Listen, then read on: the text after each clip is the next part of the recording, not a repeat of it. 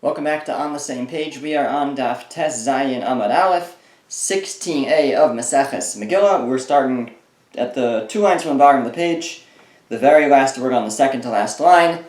L'kulam nasan la'ish chalifos smalos. So here we quote a pasuk that seemingly has nothing to do with what we've been talking about, Megillah Esther and Purim. So we'll see in a moment, though, how the Gemara connects this. So this is a pasuk from the end of Sefer Bereshis, where after Yosef reveals himself to his brothers, it describes how he gave each of them chalifos malos. To each of them he gave, to each of his brothers he gave a change of clothes. Ule Binyamin nasan chamesh chalifos. But to Binyamin he gave 5 changes of clothes. Ask the Gemara, Efshar davar shnitzdair bo oso tzadik. Is it possible that the very thing that caused that tzaddik, meaning Yosef, all this pain, Yikashel bo, he's also going to stumble on the same thing? What do we mean by that? So the Gemara explains, De Amar Rava bar Machasya Amar Rav Chama bar Gurya Amar Rav. Rava bar Machasya says, the name of Rav Chama bar Gurya, the name of Rav, Bishvil Mishkal Shnei Slaim Milas, because of just 2 selahs worth of extra wool, Shehosif Yaakov LiYosef, Mishar Echav, that Yaakov gave to Yosef, in addition, more than what he gave to the other brothers, Niskalgil Hadavar V'Yardu Avosinu Mitzrayim. All of the events played out, and our forefathers ended up going down to Egypt. So is it possible that the same thing that caused Yosef all this pain, all these problems, he would then stumbling? In other words, we know that Yaakov gave Yosef a special coat, and the Gemara here is telling us what was special was they had extra wool. It was better quality, and that is at least in part what made the brothers jealous, caused them to throw him in a pit, caused them to be sold down to Egypt, caused everybody to eventually have to go down to Egypt, and that very mistake that Yaakov made with Yosef and caused Yosef all his troubles, Yosef now, not that long after, seems to be making with Binyamin by giving Binyamin special favors, where the other brothers he only gave 1 change of clothes, but to Binyamin he gave 5. So how could he make such an error? Explains the Gemara, Amar bi Binyamin bar Yafes, Remez Ramazbo. He says, no, he was giving a remez. He was hinting to Binyamin something by giving him 5 pairs. She'asid ben l'atzeis mimenu she'yetzei miliftei melech b'chamisha levushay malchus. He was hinting to him that he is going to have a descendant that walks before the king wearing 5 clothes of the king. Meaning, which descendant are we talking about? Mordechai. Mordechai, who was Ish Yamini, was a descendant of Binyamin, went out wearing 5 types of kingly royal garments. Shenemar, as the pasuk says, Mordechai yatzal bilvush malchus. Mordechai went out in the royal garbs. We're not talking about when Haman rode him on a horse. We're talking about later, after he was promoted to Haman's position after Haman died. So it describes how he went out in it says in 5 garbs. The Gemara says in 5, but the pasuk says Mordechai yatzav belush malchus techeles. So there was the blue wool. The Gomer, our Gemara doesn't quote it, but the end of the pasuk says the continuation is techeles, blue wool. Vachur is some kind of white. V'atar zahav, and a gold crown. Gedola. V'sachrich boots, and linen, something of linen, v'argaman, and that's like the crimson, the red wool. So 5 different types of garments, and the city of Shushan rejoiced. But it's okay that Yosef gave Binyamin 5, and he only gave everybody else 1, because he was hinting to him, he was alluding to him that from him is going to descend Mordechai, who will go out in 5 garments. Now the problem with this is that it doesn't really answer the question still. Are they not going to be jealous anymore? Oh, it's okay that he got extra because he's hinting to him something that in the future he's going to have a great descendant. Doesn't seem to that it would prevent all that jealousy. So I believe the Vilna Gaon says that it's actually the material in it, or he suggests that the material in the 5 was equal to the material in the 1 that he gave everybody else. So he didn't actually give Binyamin more, he just gave him more in quantity. He gave him 5 different items, but they added up to the same as the 1 that he gave everybody else. The question is, why did he give him 5? The answer is he was alluding to him this idea that with Ruach HaKodesh, with divine inspiration, that he's going to have this descendant who goes out in 5 garments, 5 royal garments. Okay. Now, once we're talking about Yosef and his reunion with his brothers, the Gemara continues to discuss that. So it says, Vayipol atzav arei Binyamin achav. So the pasuk says he fell upon the necks of Binyamin, his brother. Asked the Gemara, Kama tzavar havolelu Binyamin. How many necks did he have? What does that mean? He fell on his necks, plural. So Amar Rabbi Elazar, Rabbi Elazar says, Bacha ashnei mikdashim shasidim lios bechalko shel Binyamin. So the pasuk there says that he fell on his necks and he cried. So the Gemara is explaining he was crying over the 2 Batei Mikdash, the 2 temples that would be in the portion of Binyamin, at least in part, and would be destroyed. Yosef cried over that when he saw Binyamin again seeing into the future with Ruach HaKodesh. Now, how is that hinted to in that he fell on his necks? Why are necks the hint to the base of Mikdash? So the idea is that the neck is kind of the connector between the head, which is like the spiritual, and the body, which is the physical. Similarly, the Beis HaMikdash is the connector between the physical world and the spiritual realms, and so it's like the neck. It's like it's the connector. So the neck hints to the Beis HaMikdash, and that's why the pasuk describes it in the plural, because Yosef was crying over the 2 Batei Mikdash, the 2 temples that would be destroyed. Now, in turn, the pasuk continues and it says that Binyamin bacha tzavarav, that Binyamin cried on Yosef's neck, singular. So the Gemara explains, bacha, actually the truth is that it sounds like it's also plural. Tzavaro would be more singular. But the Gemara only has one drush about this, one thing that he would be crying over.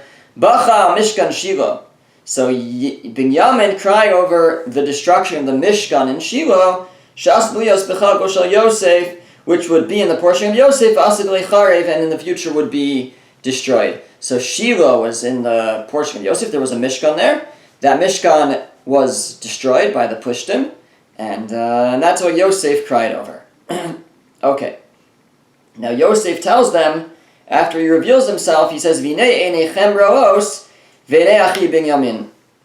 So he said, behold, your eyes see, and the eyes of Binyamin my brother, ki fi medaber alechem, that it's my mouth that's speaking to you. So why does he separate and say, your eyes and the eyes of my brother Binyamin? Binyamin's there too. It's Binyamin's eyes too. So Amar Lahem, Rabbi Elazar says, he said to them, Yosef was saying, Kishem she'en belibi Binyamin achi shalahaya b'mechirasi, just like I don't have anything, I don't hold any grudge in my heart against Binyamin, my brother, because he wasn't involved in my sale. Kach en belibi aleichem, so too there is nothing in my heart against you. That's why he was distinguishing Binyamin and saying, your eyes see just as the eyes of Binyamin see, meaning just as the way Binyamin looks upon me, the way I look on Binyamin is with a full heart and a clean heart, so too that's how I look upon you. And as he concludes, Kifi ha'medaber aleichem, that you see the mouth that's speaking to you. Kifi kein libi, just like my mouth is my heart. That's what he was trying to get across to them, that he forgave them, or he didn't bear a grudge against them, at least. Fine.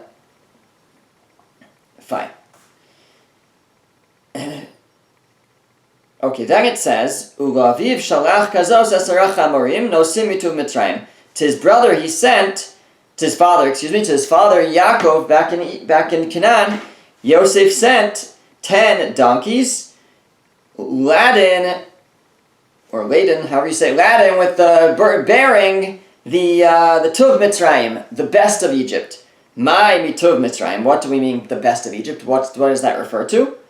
Amr bin Yamin bar Yefes, Amr Rabbi Elazar. Rabbi bin Yamin bar Yefes says the name Rabbi Elazar, Shalachlo Yayin Yashin. He sent him Yayin Yashan, old wine, Shedasikim Nocha Himenu. That the wisdom, or that the elderly find pleasure in. So he sent him old wine. That's the Tuv Mitzrayim. That's the best of Egypt. Vayelchu gam echav, vayipulu fanav. Now later, I think this is after Yaakov dies, the brothers are scared that Yosef, now that Yaakov's gone, is going to turn against them and want to get revenge. So they go and they fall on their face before Yosef, and they say, "We are your servants." Amar Rabbi Binyamin bar Yefes, Amar Rabbi Elazar, Hainu d'Amar Yinchi. This is a manifestation of the expression Tala be'idnei sagidle. A fox, in his time, you should bow to him. If there's a fox who's being very successful, it's worthwhile to bow to him. So here they're bowing to their brother Yosef, and it's referring to Yosef as a fox. Ask the Gemara, Tala, he's a fox? My b'tzirise me'achva. Is he any worse than his brothers? Why are we saying as if he's a fox compared to them? That doesn't make sense. He's not any worse than his brothers. They're all great, but he's not somehow lower. So why would it refer to him? Why would we use the expression here and call him a fox? So Elo Yitmar Hach Yitmar. So if you're going to say that this expression could apply to Yosef in some way, it would be regarding the following. Vayishtachu Yisrael Rosh Hamita. When Yosef comes to visit Yaakov, his father, when he's sick, so it says, and Yaakov bowed at the top of the bed. So Yaakov bowed to Yosef.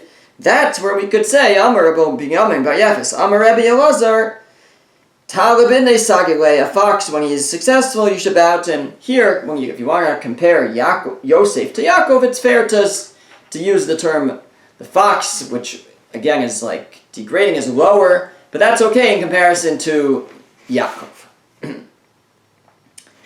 Okay, now like we said, the brothers were very nervous. So it says, after Yaakov dies, Vayinachem osam vaydaber al libam. He comforted them and he spoke upon their hearts. Yosef comforted them and spoke upon their hearts. Amar Rabbi Binyamin bar Yefes, Amar Rabbi Elazar. Rabbi Binyamin bar Yefes says the name of Rabbi Elazar, Melamed she'amar lem dvarim shemiskabling al halev. He said to them, teaches that he said something that's accepting to the heart. He was able to convince them and comfort them that he wasn't going to take revenge. And he said, if 10 candles couldn't put out one candle, meaning you guys couldn't put me out when you tried, so so how could one candle put out 10? I can't get you guys. Don't worry, you have nothing to worry about. That was apparently his convincing argument that settled their minds. Okay, now we turn back to the Megillah. So the Megillah describes that after Mordechai is promoted, it says Vayudim Haisa Ora V'Simcha V'Sason Vikar. The Jews had light and joy, and another kind of joy, and vikar and respect. So, what is this referring to? So, Amar Rav Yehuda says, Ora zu Torah. When it says that they had light, it means they had Torah. Rashi says that Haman actually decreed against learning Torah, and now they were able to learn Torah. Why does light refer to Torah? Because it says, Ki ner mitzvah v'Torah or. That ner is like a mitzvah, candle is like a mitzvah, and Torah is like light. Simcha, they had joy, ze yamtif. It means they had yamtif. Rashi says they accepted yamtif upon them, they accepted these days as yamim tovim. And so it says, v'samachta b'chagecha, right? That you rejoice in your holidays. So simcha is associated with yamtif. Here it says they had simcha, means they had yamtif. Sason, it says that Tzasim Zu Milah. That kind of joy refers to that they now had Milah, again, something that Haman had been gozer against, he had decreed against, and now it was permitted again. And so it says, Sas Anochi Alim Rasecha. Sas Anochi Alim Rasecha. So Davar HaMelech says, I rejoice on your teaching, on your word, and that's a reference to the mitzvah of Bris Milah. So we have Sas, we have this type of joy associated with Bris Milah. Vikar, and they had respect. What does that mean? Elu tefillin. That means they now could wear tefillin. Again, that Haman was gozer, he decreed against wearing tefillin. Now they had vikar, they had the respect again, they were able to wear tefillin again. Why is tefillin associated with respect? Because the pasuk says, that all the nations of the world will see that the name of God is called upon you, and they'll fear you. Vitanya, and we learn in a brisa, Rabbi Eliezer Agadol Omer, Rabbi Eliezer Agadol says, Ego tefillin sheberosh. This is a reference to the head tefillin, that when we say that the nations will see that the name of God is upon you, it means they'll see your tefillin, v'yaromi mekah, and they'll fear you. So if it says that the Jews had vikar, they had this respect in the eyes of the nations, it's because they were now able to wear their tefillin again. Okay, now the Gemara says that they hung the 10 sons of Haman. Sorry, the Megillah says they hung the 10 sons of Haman, and now the Gemara discusses that. So it says ve'es parshan dasa v'gomer asaris ben Haman. So the Megillah lists off the 10 sons of Haman, and it ends with the words asaris ben Haman, the 10 sons of Haman. So Amar Rav Ada Dimin Yafo, Rav Ada from Yafo says asaris ben Haman.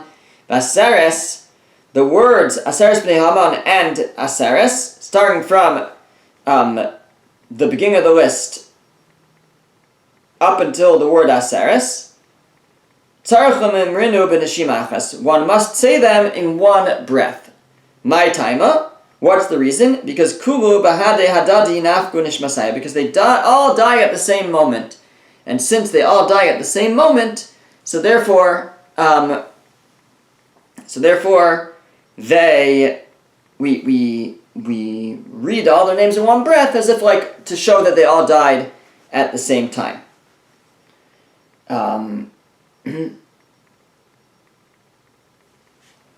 Fine.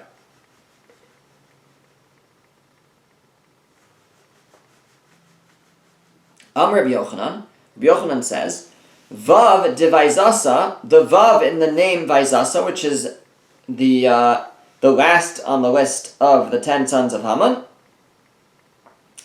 That Vav, tzarech lemimtecha bezakifa, you have to make it extra long like a pole, kimordaya de liberos, like the oar of a boat. My taima, what's the reason? Because kulu bechad zakifa as dakifu, because they all were hung on one pole. They all died on one pole, and therefore one gallows, and therefore they should, that Vav expresses that Vav having that long pole shows that they were all on the same pole. Okay, now, the names of Haman in the Megillah are kind of columned. You have the name, and then you have the word ve'es. So you have, for example, so it says,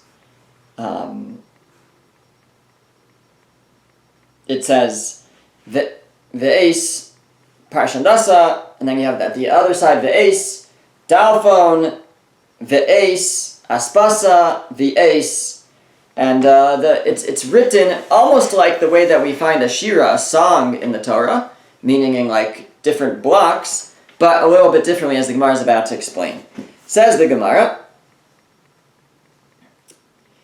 Darash Rav Shila Ish Kvar Tamrasa, Rav Shila, who was from the village of Tamrasa, taught, Kol Ashiros Kula Nechtavos Ariach al Gabe Levena, Ulevena al Gabe Ariach. All the shiros in the Torah, all the songs in the Torah are written with an ariach on top of a levena, so a half brick on top of a full brick.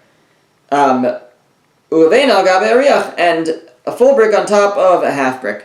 So normally a song in the Torah is written with like half a line, or not even half a line, and then in the middle, like a middle brick, and then kind of like two columns, then one column in the middle, two columns, then one column in the middle. So that each one stretches out on top of the other one. So the half bricks are over like a longer brick, and the longer brick is over shorter bricks again. So that's the shirs, that's the songs in the Torah. Chutz mishira zu, except for this shira. I don't know why it's calling it shira, but it means the 10 sons of Haman. Umalche Canaan. Also, when it lists the kings of Canaan, there shariach agabe ariach levena agabe levena. Any short bricks are on top of short bricks, and any long bricks are on top of long bricks. In other words, they're just stacked, and that expresses something. It's not as sturdy, right? If you have it where it's arranged kind of like we do bricks, that's much more sturdy, and if they're just stacked in a pile, so we know that that's not very sturdy. So, and that's how we're supposed to write these names. Why? Says the Gemara. My taima, what's the reason? Shalote tekuma lamapalasan. It's to express that they should never be able to get up from how they fall. And these Rishayim, the wicked, when they fall, they shouldn't be able to get up. We don't put them in a sturdy way to show that they will fall, and that's it. Okay, now after the first day of fighting, the pasuk says, "Vayomer Melech Esther Amalka," and the king said to Esther the queen, "B'Shushan habira hargu haYehudim." In Shushan, the capital, the Jewish people killed. And then the pasuk continues, and he says, "Chamesh me'os ish, 500 men, and the 10 sons of Haman." And he asked him, everywhere else, what did they do? How many did they kill? And then he says, and what do you ask for, and I'll do it for you? And what's your request, and I'll do it for you? So says the Gemara, it's a bit of a strange segue. He starts off by saying, how many people, he says in Shushan, 500 people were killed, plus the 10 sons of Haman. How many were killed everywhere else? And what do you request, and I'll do it for you? So what's the connection here? So the Gemara says, Amr Biabo Melamed Sheba Malach V'Satra Al Piv. What this teaches us is a Malach came and slapped him on the mouth. In other words, he started off kind of mad. He was saying, "You killed 500 people, your people. What's going on? And how many did they kill everywhere else?" And then a Malach came and gave him a slap, and he turned and he started saying, "Oh, actually, my dear, what's your request, and what can I do for you?" As a result of this angel pushing him to change his attitude. Okay, now towards the very end of the Megillah, there's a pasuk that says, "Uvivoa lifnei hamelech," and when she came before the king, Amari ma sefer, he said, with the sefer, with the book. What does that even mean? And it goes on and it says, Amari ma sefer, he said with the book, with the scroll, Yashuv machashavto ara ames hamelech, his evil plan will be turned from in front of the king, meaning the evil plan of Haman will be turned around. But what does this mean? That when she came before the king, he said with the sefer, he said with the scroll. So, says the Gemara, Amar, he said, Amra mi bayla. It should say, she said. When she came before the king, she said. So, Amar Yochanan, Amra lo, she said to him, Yomar bepeh mashikastu b'sefer. Say with your mouth what's written in the book, in the scroll. So, it's actually Rashi here says that we should take out the words Amar lo, she said to him, and we should just read it as Yomar bepeh mashikastu b'sefer. That she said, what she said was, Amar ima sefer. She said, it should be said with the sefer, it should be said with the scroll. In other words, the whole story should be said with the scroll, should be said with the Megillah. Megillah should be read. This story should be told over. That's what it should be said with the sefer. It should be read from a scroll. It should be done properly. And then later, towards the very end, it refers to the Megillah as Divrei Shalom ve'emes, words of peace and truth. Amar Rabbi Tanchum ve'amri lo Amar Rabbi Asi. So Rabbi Tanchum says, some say it was Rabbi Asi. Melame, this teaches shetricha sirtut ka'amita shel Torah, that the Megillah requires sirtut like the true Torah. Sirtut is when before the sofer writes in the letters, they scratch a line in to basically as a guide. And just like a Torah needs sirtut, we're learning here that the Megillah also needs sirtut. How are we learning it? Because it calls it Divrei Shalom ve'emes, words of peace and emes and truth. And what does it mean it's truth? It means we're to learn out that it should be similar to the true book, which is the Torah, Amita Shel Torah. Just like the Torah needs sirtut, this too also needs sirtut, needs those scratches for writing the letters. Okay, also says towards the end of the Megillah, it says, Umamar Esther Kiyam, that they established the words of Esther, Mamar Esther, in the words of Esther, yes, Divrei Atomos, lo. But not the fasts. In other words, the pasuk preceding this says that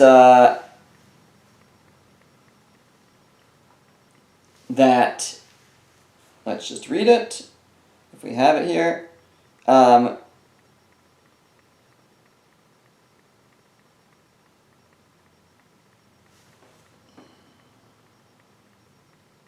Yes, the pasuk immediately before it says, to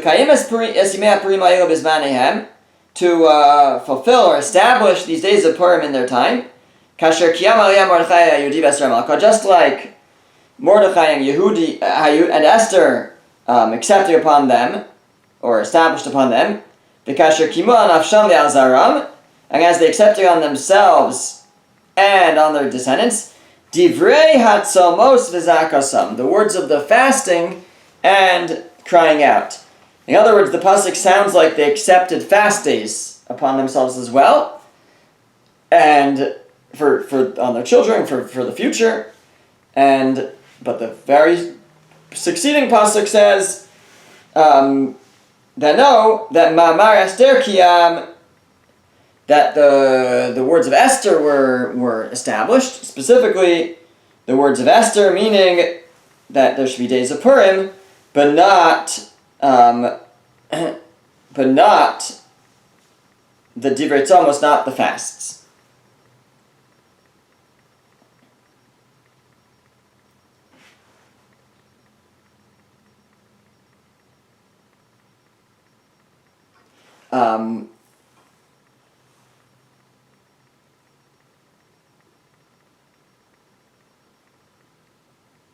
Sorry, let's just backtrack one line. So it sounds like not, right? It says Umamar Esther Kiyam. They established the statement of Esther. Mamar Esther in Divrei Tzomos lo. It sounds like the words of Esther, yes, but not the fasts. So Amar Rabbi Yochanan said, Hachi Kamar. This is what it means to say, Divrei Tzomos Umamar Esther Kiyam. Actually, sorry, the Gemara comes out that they did establish both the fasting and the days of Purim themselves. Okay, the very end of the Megillah, very last pasuk, it says, Ki Mordechai Yehudi, Mishneh Lamelech Achashverosh v'Gadol HaYehudim. Mordechai the Jew was second to the king. He was great amongst the Jews. V'ratzui l'rov echad, and he was desired by most of his brethren. L'rov echad v'lo l'chol echad, by most of his brethren, he was desired, he was liked, but not all of them. Why? Melame, this teaches Shapirshu Mimenu Mikta Sanhedrin, that some of the Sanhedrin distanced themselves from him, because Mordechai had taken this royal position now as viceroy of the king, so or prime minister, whatever you want to call it. So some of the rabbis, the Sanhedrin, were uncomfortable with that, and they distanced themselves from him. Amar Rav Yosef says, Gadol Talmud Torah Yoser Metzalos Nefashos. This in connection with this, we can say that learning is greater than saving lives. How so? Because originally in the days of Daryavish, when it counts out some of the sages of the time, it puts Mordechai fifth after the fourth one. But in later times, it puts him. Sorry, I meant Daryavish the first. That he's listed after 4 people, but later he's listed after 5 people, and let's see how that is. Meikar Ksiv, because originally it says in Sefer Ezra chapter 2, it says Asher Ba'u im Zerubbabel, those who came with Zerubbabel, Yeshua, Nehemiah, Sraya, Re'eliah, Mordechai. So Mordechai is listed after 1, 2, 3, 4, 5. He's listed after 5 people in the book of Ezra.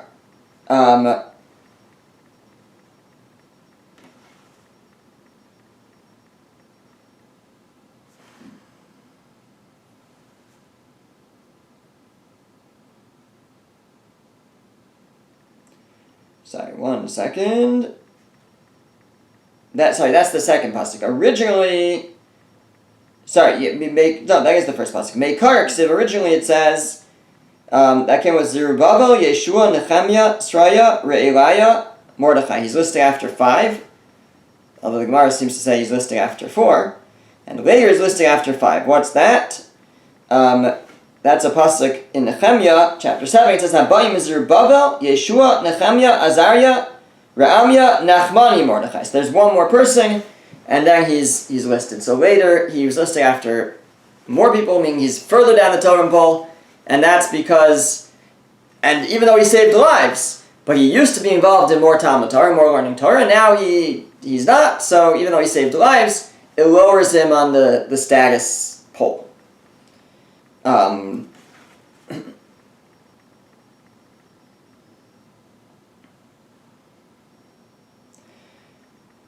Rav Yitamer of Shmuel Bar Marta, Gadol Talmud Torah Yos from building Beis HaMikdash. While we're on the topic, we'll say learning is greater than the building of the Beis HaMikdash. Shekozman Shebarach Ben Neriah Kayim Lo Anicho Ezra ve'Allah, because Ezra did not go back to Eretz Yisrael for the building of the Beis HaMikdash because Rabbi Baruch Ben Neriah was in Babel and was not able to go back. He was too old, I think, so Ezra stayed back even though he missed out on the participating in the building of the Beis HaMikdash. So what do we see? We see that Talmud Torah, staying with his Rebbe, learning from his Rebbe, is greater than even building the Beis HaMikdash. So it's greater, we're saying, than Hatzalas Nefashos. Again, in a certain way, in a certain sense, saving lives is very great, but it lowered Mordechai on the pole, even though he now had saved lives. And so too, Torah is greater than building the Beis HaMikdash because Ezra chose to miss out on building the Beis HaMikdash in order to stay and learn from his Rebbe. Okay, we'll continue here next time.